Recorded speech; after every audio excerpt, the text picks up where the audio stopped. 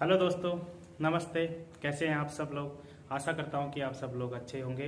दोस्तों, आज इस वीडियो में हम लोग बात करेंगे कि अगर आपने धनी कार्ड से लोन लिया है और लोन लेने के बाद में जब उसका रीपेमेंट का टाइम आया तो आपने रीपेमेंट नहीं किया, तो उससे आपको आने वाले समय में क्या क्या समस्याएं आ सकती हैं, उसी के बारे में आज हम इस वीडियो में बात करेंगे।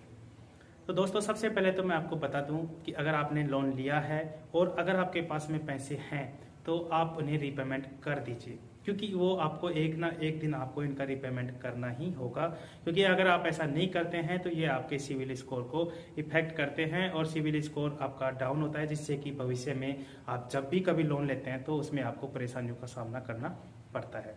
रही बात कि अगर आपके पास में लोन रीपेमेंट करने के लिए पैसा नहीं है तो ऐसी सिचुएशन में आपको बिल्कुल भी घबराना नहीं है, या माइंड में बिल्कुल भी आपको डिप्रेशन नहीं लेना है कि अगर मैंने रीपेमेंट नहीं किया तो मेरे साथ क्या होगा। अगर आपने रीपेमेंट नहीं किया तो आपको किन किन परेशानियों का सामना करना पड़ेगा, वो मैं इस वीडियो में आपको लोगों को बताना चाहता हूँ। दोस्तों, सबसे पहले बात तो ये है कि अगर आपने लोन ले लिया और अगर आप उसको रीपेमेंट नहीं कर पा रहे हैं, आपके पास में पैसा नहीं है, तो आपको बिल्कुल भी घबराने की ज़रूरत नहीं है या बिल्कुल भी डिप्रेशन लेने की ज़रूरत नहीं है। इससे सिर्फ आपको होगा क्या कि आपका जो सिविल स्कोर है उस पर मामूली इफेक्ट पड़ेगा।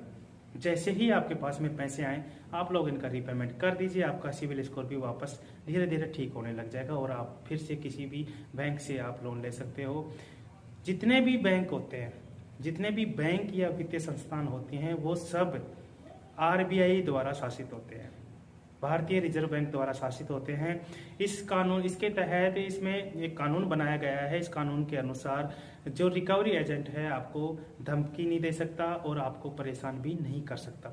लेकिन ये जो आपके पास में बार बार कॉल होती हैं, ये सिस्टम जनरेटेड कॉल होती हैं, जिससे के द्वारा सिस्टम के द्वारा आपके पास में बार बार आप जब रीपेमेंट नहीं करते हो तो आपके पास में बार बार कॉल आती है।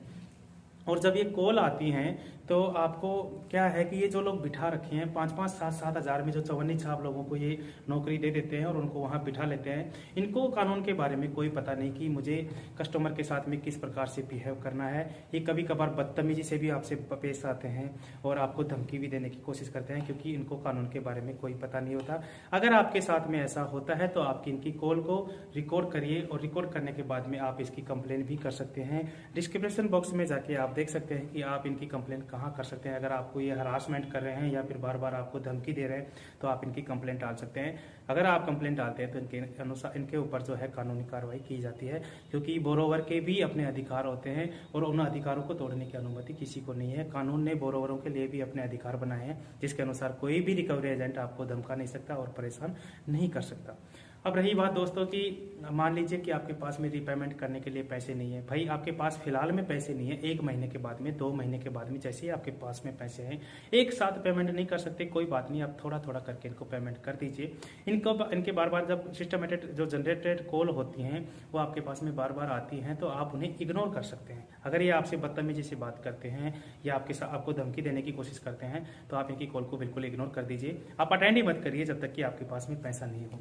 दूसरी बात कि लोगों के दिमाग में ये चलता रहता है कि अगर मैंने इनका रीपेमेंट नहीं किया तो क्या ये रिकवरी एजेंट जो हैं मेरे घर पे आ सकते हैं और घर पे आके मुझे या मेरे घर वालों को पता लग जाएगा, उनको धमकी दे के जा सकते हैं। अड़ोस पड़ोस में लोगों को पता लग जाएगा कि इसने लोन लिया, चुका नहीं पा रहा, इसलिए इनके घर पे पुलिस आई है। सबसे पहली बात तो पुलिस तो आपके घर में बिल्कुल भी नहीं आ सकती, क्योंकि ये मैटर जो होता है पुलिस से संबंधित बिल्कुल भी नहीं होता है। और रिकवरी एजेंट की बात मैं आप लोगों को बताता हूँ कि रिकवरी एजेंट के आने के चांसेज 1% होते हैं कि वो आपके घर में रिकवरी एजेंट आए और आपके लोगों को परेशान। रिकवरी एजेंट अगर आपके घर पे 1% चांस होता है, अगर 1% अगर आप भी जाता है तो वो आपकी मान प्रतिष्ठा को बिल्कुल भी ठेस नहीं पहुंचा सकता। कानून के अनुसार वो आपको धमकी नहीं दे सकता या आपकी प्रतिष्ठा को ठेस नहीं पहुंचा सकता। अपने अधिकारों को आप अच्छी तरह से जान लीजिए कि मैंने लोन लिया है और मेरे क्या अधिकार है। वैसे आपने अगर लोन लिया है तो आप एक सहमति देते हैं कि मैं इस वक्त इसको मैं चुकाऊंगा, और चुका भी नहीं सकते हैं तो भी ये आपके साथ में ऐसा बिहेव नहीं कर सकते हैं। दूसरी बात दोस्तों कि आपने अगर लोन लिया है, ये जो पर्सनल लोन होते हैं वो असुरक्षित या मतलब ऐसे लोन होते हैं जो आपकी क्षमता के द्वारा कि आप इन्हें चुका सकते हैं, आपकी क्षमता को आंकते हुए आपको ये लोन दिया जाता है। और अगर आप इनको चुकाने में सक्षम नहीं होते हैं तो इन पर्सनल लोन्स पे ज़्यादा प्रॉब्लम्स नहीं होती। आपका सिविल फाइनेंशियल कंडीशन जो है वो थोड़ी कमज़ोर होती है, आपका सिविल जो है, सिविल का जो हेल्थ है वो थोड़ा कमज़ोर होता है, क्योंकि आगे जब भी आप लोन लेते हैं तो आपको ऐसी परेशानियों का सामना करना पड़ सकता है। तो ठीक है दोस्तों, आपके पास में जैसे जैसे पैसे आए इनको थोड़ा थोड़ा करके आप इनको पेमेंट कर दीजिए। ये लोन एप्लीकेशन जो होते हैं ये आपसे भारी भरकम इंटरेस्ट लेते हैं। धनी कार्ड का ही आप देख लीजिए, आपसे सब्सक्रिप्शन चार्जेस के नाम पे भी मंथली आपसे 353 रुपये लेता है।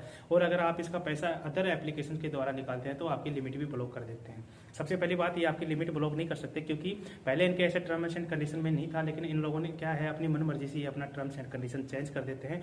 और चेंज करने के बाद में आप किसी अदर ऐप से ये चाहते हैं कि सिर्फ हमारी ही एप्लीकेशन में ये सामान परचेज करें, और जो हमने जिससे टाई अप कर रखा है उन्हीं लोगों से ये मतलब इसको ये परचेज कोई सामान परचेज करें। अदर एप्लीकेशन से जैसे जैसे ये टाइप होता जाएगा ये अदर एप्लीकेशन से भी आपको परमिशन देता जाएगा, लेकिन ये लोन एप्लीकेशन सच में आपकी फाइनेंशियल कंडीशन को बहुत खराब करते हैं। खासकर से स्टूडेंट, इसमें सबसे बड़ी बात क्या है कि ये बिना सिविल स्कोर के आप लोगों को लोन दे देता है। जब भी धनी कार्ड में आपने देखा होगा कि आपको सिविल स्कोर चेक नहीं करता, आपका अगर सिविल स्कोर लो भी है तो भी आप लोगों को ये आसानी से लोन अवेलेबल करा देता है, क्योंकि ये सिविल स्कोर चेक नहीं करता है।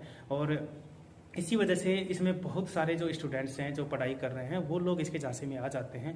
कई बार क्या होता है कि स्टूडेंट्स के पास में खर्चा कम हो जाता है, तो खर्चा खत्म होने की वजह से वो ऐसे लोन एप्लीकेशन ढूंढने लगते हैं। जैसे कि धनी एप्लीकेशन उन्होंने ढूंढा तो इसमें सब्सक्रिप्शन चार्ज भी देना पड़ेगा मंथली का, और उसके बाद में रीपेमेंट नहीं करने की वजह से वो मानसिक तनाव में आ जाते हैं और उल्टा पुल्टा कदम उठाने के भी सोचते हैं। तो दोस्तों ऐसा बिल्कुल भी दिमाग में नहीं लाना या डिप्रेशन नहीं लाना कि अगर आप धनी का जो लोन एप्लीकेशन है वो नहीं चुका पा रहे हैं तो आपको बिल्कुल भी डिप्रेशन नहीं लेना है। उनके कॉल आ रहे हैं आप उनको इग्नोर कर दीजिए, जैसे ही आपके पास पैसे आए आप उनको रीपेमेंट कर दीजिए।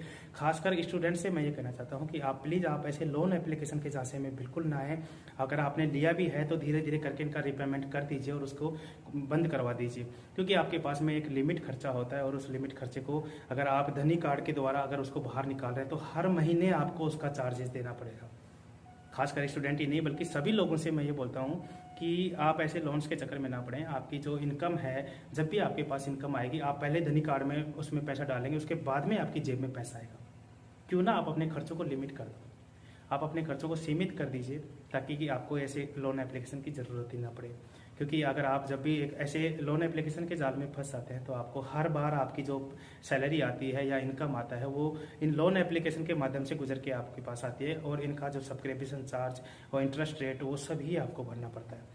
दोस्तों अगर आपको ये वीडियो अच्छी लगी हो तो प्लीज़ सबसे पहले तो आप यार ये चैनल सब्सक्राइब कर लीजिए, क्योंकि मुझे भी मेहनत करनी होती है आप लोगों के साथ, और मैं चाहता हूँ कि हम लोगों की एक टीम वर्क बने, हम लोग एक साथ में रहें, एक साथ में एक दूसरे को बता सकें, और ये जो फ्रॉड करते हैं या बाकी जो भाई लोग इसमें नहीं फंसे हैं उन लोगों को हम बचा सकें कि यार ये गलत है, आप इन लोगों से या ऐसी फ्रॉड कंपनियों से या फिर ऐसी लोन कंपनियों से आप बच के रहें। ये NBFC से रजिस्टर्ड कंपनी होती है, इसलिए आपके सिविल स्कोर पे इफेक्ट पड़ना ही है, इसलिए आपको इसको रीपेमेंट करना ही होगा। जब आप इसका रीपेमेंट नहीं करेंगे तो आपका धीरे धीरे आपका जो सिविल स्कोर है वो कमज़ोर होता चला जाएगा, और आप भविष्य में अगर लोन लेना चाहते हैं तो उसमें आपको थोड़ी प्रॉब्लम्स क्रिएट होती हैं।